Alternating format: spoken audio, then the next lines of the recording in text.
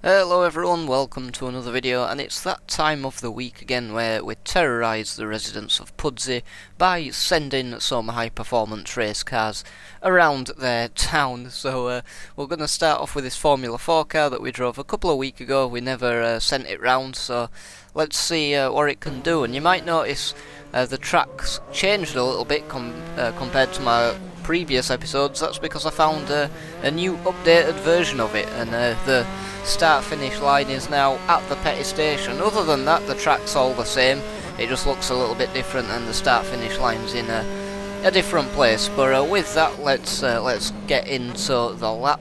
And we do actually have some new corner names as well. One of my pals went to the great effort of getting a track map of this circuit and writing down loads of corner names for me, so cheers for that, I appreciate that. I'll try and remember as many of them as I can.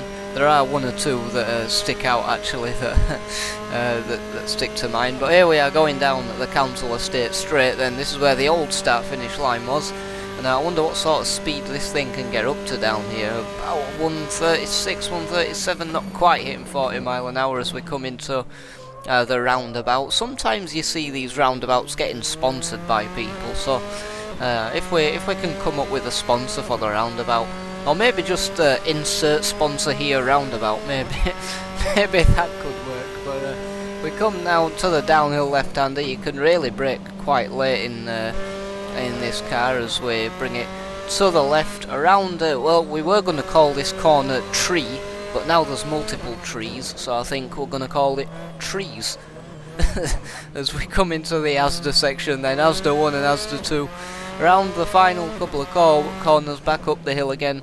Very easy to lose the rear there, as you can see by the tyre marks, into the final corner, which I'm calling Freedom Corner, because there's oil there to us left. Hopefully that joke isn't too meta for everyone.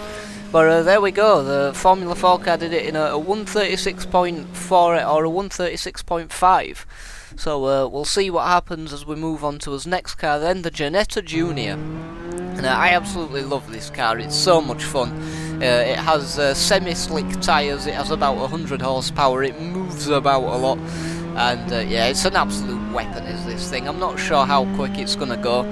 I'd like to see it do a sub 2 minute time. But it might be a bit of a big ask. We're not going to be setting any new lap records today in this thing, but let's see what it does. Let's see how it copes with what should be its home circuit. Janetta being the factory being based in Leeds, and Pudsey also being in Leeds. So yeah, home circuit. It gets a couple of wheels up on the curb there. This car can handle the curbs actually, so it's not the end of the world. But we're gonna come down the council estate straight then, and let's keep an eye on that speedometer. Let's see what sort of thing this can do in a straight line. There's 100 miles an hour already. What an absolute beast. 105 miles an hour.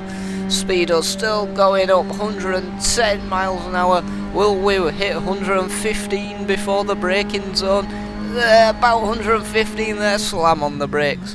Into the insert sponsor here roundabout. You can see a couple of tyre marks there where it's gone a bit wrong in my previous attempts. Got on the power a little bit too early there and didn't quite get the line right, but we should be okay as we come down this this back straight here. I forget what name we had for that, if we had one, but anyway, into the downhill left-hander. And we're going to keep it in third gear. You can see a couple more tyre marks where it's also gone wrong. Into trees. Hopefully we won't actually go into some trees, but just clip the curb there. Car gets the rear end out a little bit, but nothing too bad there.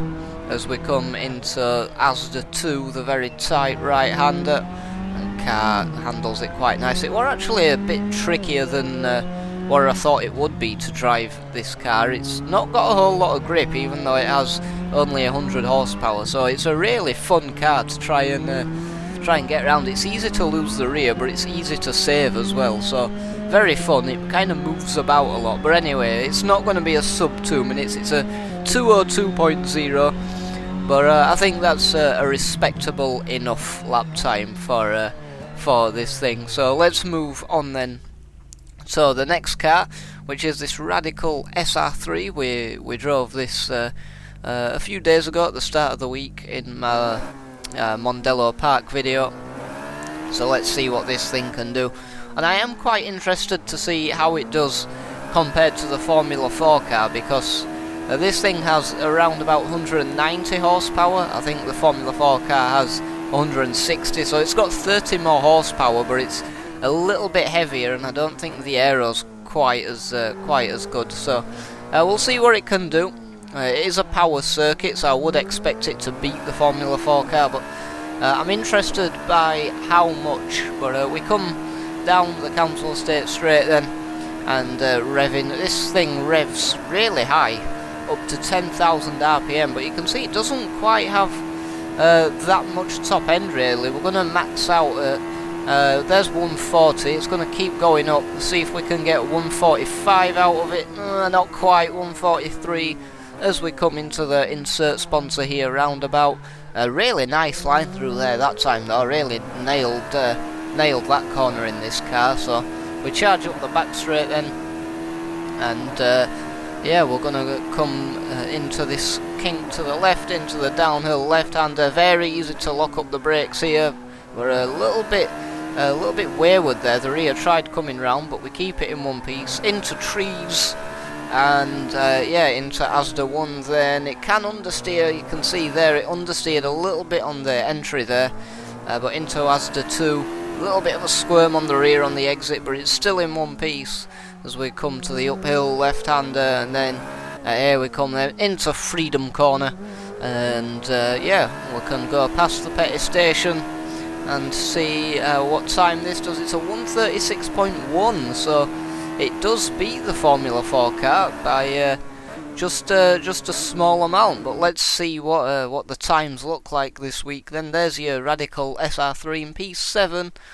That's done a 136.1, beating the Formula 4 car by only 0.4 of a second. So I think on a more twisty circuit, I think the Formula 4 car might have the advantage. So that's interesting. We did see in the video I did with the Formula 4 car, it was a little bit slower than the Ferrari, especially on a power circuit. I would expect that, but there's the Ginetta Junior right at the bottom with a 2020. I think it would do a sub 2 minute if I grinded out some laps, but that's not really what this is all about. It's about having a bit of fun. But there you go, guys. I hope you enjoyed this video.